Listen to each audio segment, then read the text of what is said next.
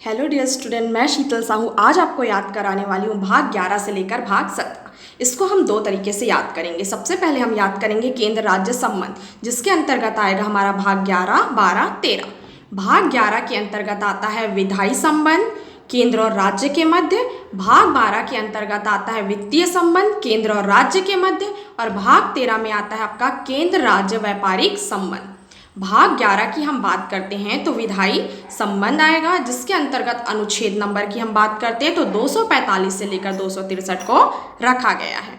फिर भाग 12 में जब हम आते हैं तो केंद्र राज्य के मध्य जो वित्तीय संबंध है इसकी चर्चा की गई है, जिसमें अनुच्छेद नंबर 264 से लेकर 300 तक का रखा गया है। फिर आते हैं हम भाग 13 में।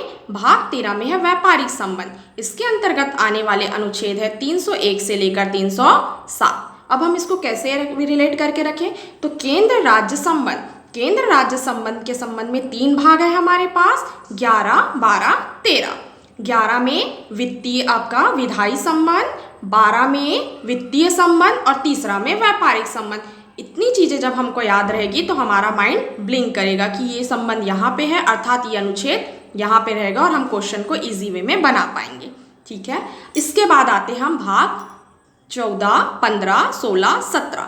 इनको हमने एक अलग वे में याद किया है कि ये है इन चारों भागों में की बात की गई है आयोग की। भाग 14, 15, 16, 17 इनमें बात की गई है आयोग की। तो सबसे पहले आता है हम सबका सबसे लोकप्रिय आयोग, जिसको कहा जाता है लोक सेवा आयोग। भाग 14 में है हमारा लोक सेवा आयोग। लोक सेवा आयोग की जब हम बात करते हैं तो अनुच्छेद नंबर 308 से लेकर 323 से इससे संबंधित सारे प्रावधान दिए गए हैं।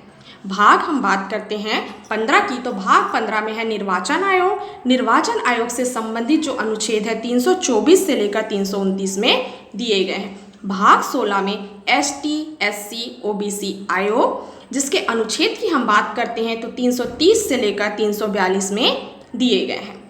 ठीक है, फिर हमारा आयोग में अंतिम भाग हम पढ़ते हैं भाग 17। भाग 17 में राजभाषा आयोग को रखा गया है, जिसके तहत अनुच्छेद की हम बात करते हैं तो 343 से 351 रखा गया है। अर्थात हम भाग 11 से भाग 17 को इस वे में याद रख सकते हैं। सबसे पहले हम 3 को एक साथ याद रखेंगे, 11, 12, 13, जिसमें हम केंद्र राज्य संबंध में सबसे पहले प्रशासनिक संबंध या इसी को कहेंगे विधायी संबंध। विधायी संबंध के बाद क्या आएगा हमारा वित्तीय संबंध, और वित्तीय संबंध के बाद क्या आएगा हमारा व्यापारिक संबंध। तो केंद्र राज्य संबंध 11, 12, 13, जिसमें अनुच्छेद की हम बात करें तो 245 से लेकर 307 कंप्लीट आ जाएगा।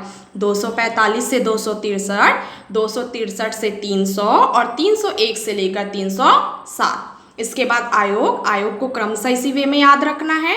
4 आयोग की बात की गई है 4 भागों में। ठीक है, कौन कौन से वो 4 भाग हैं 14, 15, 16, 17। 14 में आपका लोक सेवा आयोग है, 15 में निर्वाचन आयोग है, 16 में ST, SC, OBC आयोग है और 17 की जब हम बात करते हैं तो राजभाषा आयोग को रखा गया है। वही अनुच्छेद की हम बात करते हैं तो अनुच्छेद लोक सेवा आयोग का अनुच्छेद कहाँ से कहाँ तक है तो लोक सेवा आयोग का अनुच्छेद है 308 से लेकर आपका 323। इसके बाद निर्वाचन की बात करते हैं तो निर्वाचन का अनुच्छेद कहाँ से कहाँ तक है 324 से लेकर 329। ST, SC, OBC आयोग की अगर हम बात करते हैं तो इनसे संबंधित जो अनुच्छेद है 330 से लेकर 342 तक रखा गया है। और राजभाषा आयोग की जब हम बात करते हैं तो 343 से लेकर 351 तक में रखे गए हैं। ठीक है, इसी तरीके से संविधान को मेरे साथ में पढ़ने के लिए बने रहिए। वीडियो को लाइक, शेयर, सब्सक्राइब जरूर कीजिए। धन्यवाद।